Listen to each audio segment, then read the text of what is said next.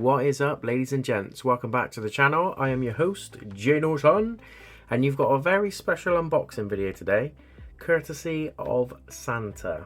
So we're just about heading into 2025. I hope you all had an amazing holiday and Christmas break, ate loads, drank loads, and got loads of gaming and tech goodies. Now, I've been blessed once again in receiving an amazing sort of Boxing Day / New Year deal. I was planning on picking these ones up at least sort of summer or late next year. Wasn't in a rush to get one, but as luck would have it, I've come across a massive discount. Now, I can't plug where exactly I got this from. There are a few retailers out there that you can actually plug these from and get a similar price. So if you do want to know exactly where I got this for, which was £330 in the UK, which is an absolute steal for what it is and for how much it has been, then hit me up in the comments and I can let you guys know. But this is just an unboxing, a quick look, and a first impressions kind of video. So, without further ado, I'd like to introduce to you the new member of the J Nation family, the PlayStation VR2. Oh yeah.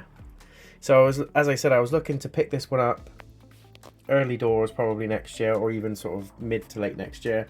I was in no absolute rush to get one, but as luck would have it, as part of the festivities, a part of the Boxing Day sales and part of the early 2025 sales, this one came across as an absolute must buy. So I've treated myself to a little bit of a late Christmas, early New Year present, and I cannot wait to play this because there's a few games already that I've got my eyes on. Initially, I wasn't too fussed about this. I was just going to sort of leave it. I do own the VR1, and whilst it is a good piece of kit, I don't think there's enough groundbreaking games and enough investment there for me to continue playing it and stuff like that. I have done some of my favourite VR1 games on the channel, so if you guys want to head on over to the VR playlist, you'll see some of the games on there. One that I did was Star Wars Squadrons. That was really cool. Being able to sit in an X-Wing in VR was absolutely amazing. But the VR2 games are coming out thick and fast, and there's some really good ones to get your teeth into at the minute. So you've got Horizon Call to the Mountain, or Return to the Mountain, whatever it is. You've got Resident Evil 4 Remake is now in VR. Also Resident Evil Village has got a VR option. I love the look of the Behemoth game, which is kind of like a medieval soldier Goliath type game where you've got to fight these awesomely massive creatures and mythical beasts. And then what's come out recently over the last week or two literally is Alien Rogue Incursion, which just looks absolutely terrifying.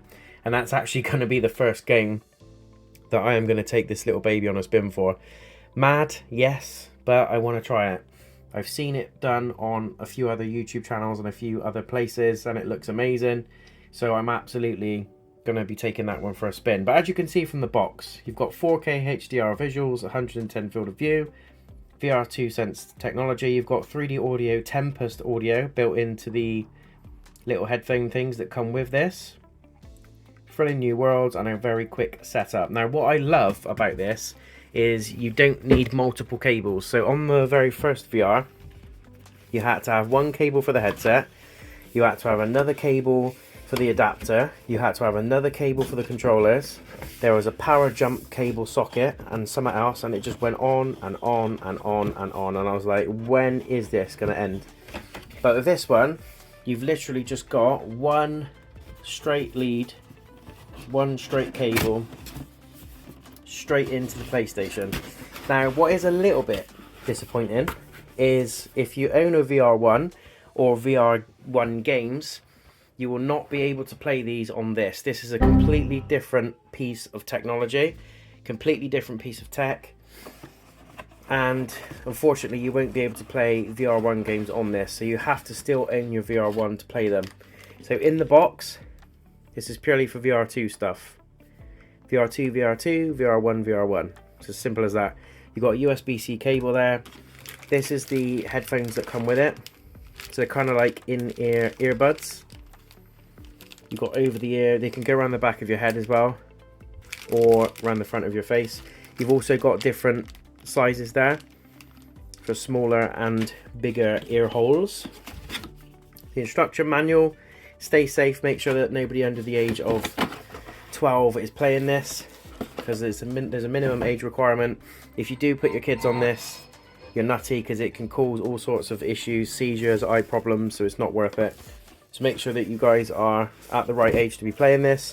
What I really love is the look of these Move controllers, because with the VR1 you literally just had the headset, it was plugged in, and you had to still use a controller, so it wasn't a full sense of immersion. However, these are a new addition to VR2, and they're literally, they've got the buttons mapped one side, so you've got a wrist support there, your hand goes through, you've got your R1 button on that side. It's a very snazzy piece of kit, and you can actually buy a charging stand for these separately. It kind of looks like a docking base for a Switch or a Steam Deck, and where you've got the USB-C there, you just clip it in, similar to my charging dock I've got there for the DualSense controllers. You can buy a separate one that doesn't come with this. Some of the bundles that you can buy now that are still actually on offer do come with the charging stand, but I thought, you know what, I don't really need it, and if need be I could just click it into there, one of them on there, one on the other side. I could turn them around, it'll work. It's the same sort of charging dock. But if you want to buy the official one, there is a charging dock to use less wires, and it just means that you won't have to charge both at the same time using separate wires. You can just use one dock plugged in with one wire and charge them both at the same time, which is pretty cool. And that's the opposite side. So there you've got your L1, there's your buttons there, you've got your share screen button, PS button. It's been really cleverly mapped out, I'm going to be honest, and it feels super comfortable in the hand. So this is the left hand side.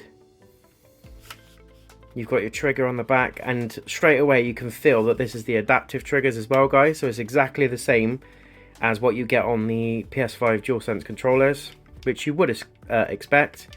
This feels exactly the same as well as the thumbsticks. Buttons feel nice. They feel slightly glossier than the face buttons on the controller, and that's very subtle, this PS button. Very subtle. You really do have to kind of press it in, because it's almost etched directly into the Move controller itself. It's very difficult to tell that it's there. It feels like it's just sort of like a thumb rest or a grip, but it is actually the PlayStation button. And then you've got your share button there. So this actually feels really nice in the hand, and I can imagine this is just going to add another layer of immersion to what already is an impressive piece of kit. So super excited, and there you go, guys. Just one straight lead straight into the PlayStation. There's no leads for these are wireless. That's just your wrist support there, so you don't flick it off and hit your nan in the face when you're trying to run away from the alien. Which, you know, I'm regretting a little bit, but I'm also very excited to play it. So design wise, it looks pretty identical to the first one. The only difference is you've got these front facing cameras now as well. What's really impressive is on the first one, it was very similar in terms of layout in the first one to this. The lenses inside are much bigger, but what I found really cool is that with this one, it works with your eyes as well.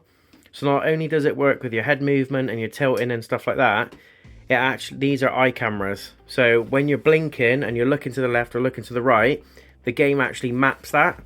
And some of the games actually replicate eye movement. And there's sort of certain features within certain games that work with your eye movement, which is just incredible. It's a very nice piece of kit. You've got your speaker there, you've got your power button, and not sure what that is. It might be a mapping button or a Bluetooth maybe. Not sure. It might be a lens adjustment camera button. But I used to get super sweaty in this. Like the VR1, it used to make me sweat like hell. So we'll see how we get on. But it's a very impressive piece of kit. It feels a lot lighter than the first one, even though the technology in it is a lot crazier. This is just your headrest button. You basically just put it over your head, you press that button, and it extends based on this bit here, based on the size of your head. And if you're like me, you've got a bit of a chunky head, you're going to appreciate that feature. Some people are wondering what these are. These are basically the earbud holders. So when you're not using the VR headset, you can connect it all up and you can place your VR buds in there. and it stays in the headset. It just means that you can also use a normal headset over your head, like if you want to use a 3D Dolby Atmos headset or a headset that you really like. You don't have to use the audio earbuds that come with this. You can just use your own. And if you're wondering where they go, it's the aux slot there. So you just plug them in, that goes over your head, and you can use the earbuds that come with this for your audio. It has got 3D temper sound audio, which is great, but if you're like me, you've probably got a slightly better over-the-head ear-cupped headset that produces better sound, so that's what I'm going to be using. But I will give the earbuds a little run because they're free, they came in the box, why wouldn't you? And I've heard great things about them, so really looking forward to cracking into this, guys. And you can expect some VR2 content on the channel. It will be coming. I'm going to give Alien a little test run, probably going to absolutely brick it, which is the idea. And like I said, I want to do Behemoth. There's Horizon that I want to play. Even Gran Turismo. Gran Turismo 7 is meant to have a VR mode as well. And although I do drive and I've got my own car and stuff like that, I just want to feel the level of immersion that can bring. There's loads of horror games like Madison. There's loads of tech demos for the VR2. And there's just loads and loads of stuff that you're seeing at like Gamescom, the State of Play, even the Game Awards, where they're constantly showing new and upcoming tech for the VR2. And I think now is the time. There's enough games out there to warrant the purchase, and there's enough games out there to start putting some of this stuff up on the channel for you guys to see and witness as well. But there we go, guys. PlayStation VR2, newest addition to the JNotion tech family, and you can expect to see a lot more of this stuff coming on the channel very shortly. But if you've got one of these for Christmas, Merry Christmas. Let me know what your first impressions of it are. If you've got any questions about the VR2, let me know in the comments. And I hope you all had a massively fun and enjoyable holiday. Can't wait to get back into gaming with you guys. And you'll see more of this stuff, along with the usual stuff, coming up on the channel very shortly. Until the next video or stream, I'll see you again soon. Peace!